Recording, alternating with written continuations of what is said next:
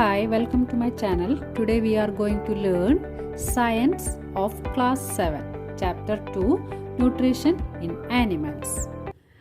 As we have learned in Chapter 1 that plants can prepare their own food by the process of photosynthesis, but animals cannot. Animals get their food from plants either directly by eating plants or indirectly by eating animals that eat plants. Recall that all organisms, including humans, require food for growth, repair, and functioning of the body. Animal nutrition includes nutrient requirement, mode of intake of food, and its utilization in the body. The components of food, such as carbohydrates, are complex substances. These complex substances cannot be utilized as such, so they are broken down into simpler substances. The broken down of complex components of food into simpler substances is called digestion. The process of breakdown of complex components of food into simpler substances is known as digestion. Different ways of taking food. The mode of taking food into the body varies in different organisms. Bees and hummingbirds suck the nectar of plants. Infants of human and many other animals feed on mother's milk. Snakes like the python swallow the animals they prey upon. Some aquatic animals filter tiny food particles floating nearby and feed upon them. Digestion in humans.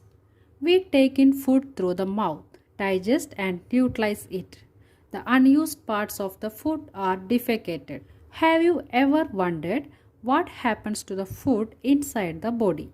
The food passes through a continuous canal which begins at the buccal cavity, ends at the anus. The canal can be divided into various compartments. The first is buccal cavity, and the second is food pipe or oesophagus. Third is stomach. Fourth one is small intestine. Fifth one is large intestine, which ending in the rectum, and then anus.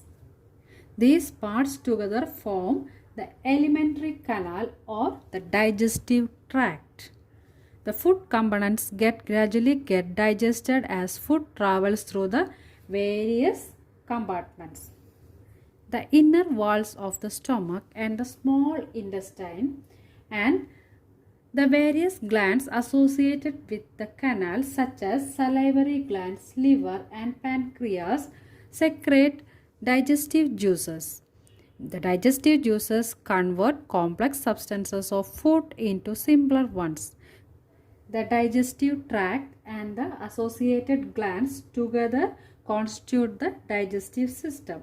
What is digestive tract? That are buccal cavity, oesophagus, stomach, small intestine, large intestine and anus form the digestive tract, and the associated glands, which are the salivary glands, liver and the pancreas, which constitute together our digestive system. The mouth and the buccal cavity. Food is taken into the body through the mouth. The process of taking food into the body is known as ingestion. We chew the food with the teeth and break it down mechanically into small pieces. Each tooth is rooted in a separate socket in the gums. Our teeth vary in appearance and perform different functions. There are different types of teeth in our mouth. They are cutting and biting teeth, piercing and tearing teeth, chewing and grinding teeth. Our mouth has salivary glands which secrete saliva. Sweet and tooth decay. Normally, bacteria are present in our mouth, but they are not harmful to us. However, we do not clean our teeth and mouth after eating. Many harmful bacteria also begin to live and grow in it. These bacteria break down the sugars present from the leftover food and release acids. The acids gradually damage the teeth. This is called tooth decay.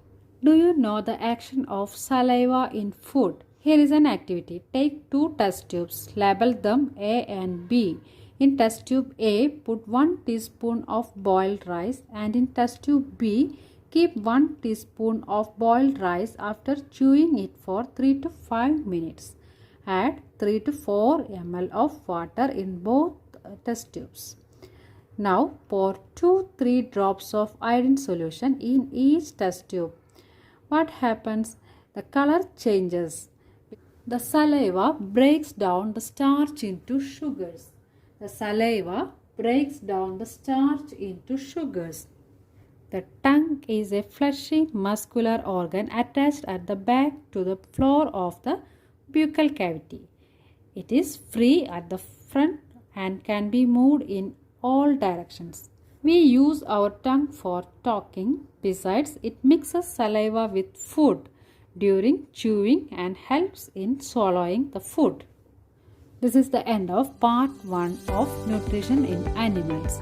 If you like my video, please like, share and subscribe.